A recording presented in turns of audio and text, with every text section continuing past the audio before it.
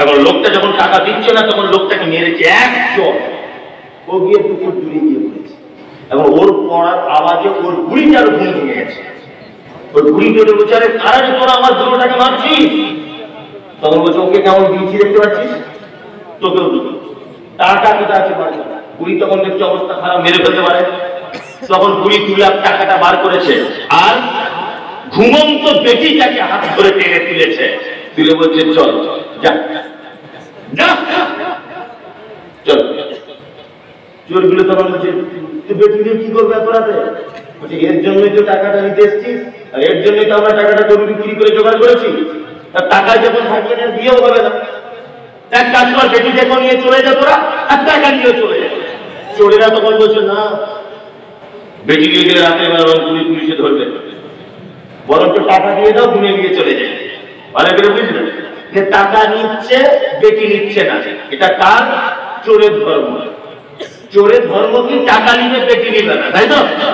বর্তমান বেটার বাপেদের কি অভ্যাস, ওর বেটিটাকেও নিবে, 50,000 টাকাও নিবে। বলুন তো এবার চোর ভালো না এরা ভালো?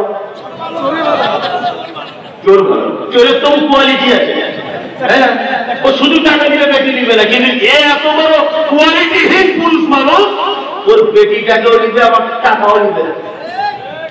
এরকম লোক আছে? নবীজি কি বলেছেন? একদম নয়। আমার সারা সারা মরিষ্টা কামিন কুমবা ফালিয়া যাওয়া। যুবক তুমি বিবাহ করো, টাকা পয়সা থাকলে বিয়ে করো, ক্ষমতা থাকলে বিয়ে করো, তাছাড়া তুমি বিয়ে করতে যাও না। ইমাম নববী হাদিসের ব্যাখ্যা করতে গিয়ে 4টে পুরুষের ক্ষমতার কথা বলেছেন।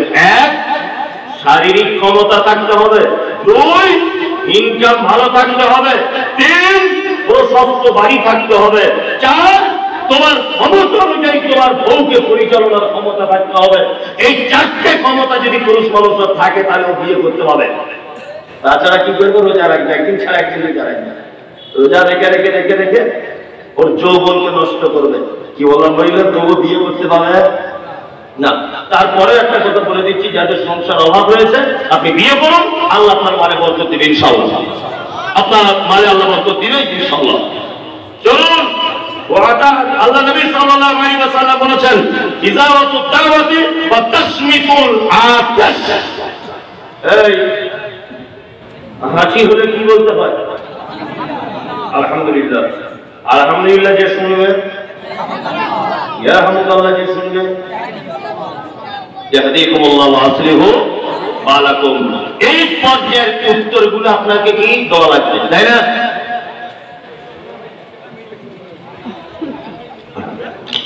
এইবার আপনাদেরকে একটা কথা বলি।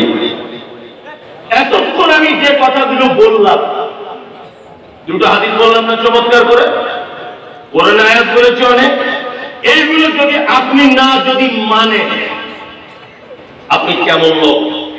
এই ব্যাপারে আপনাকে আমি 2টা কথা বলে দেব, খুব চমৎকার। আপনি কেমন লোক?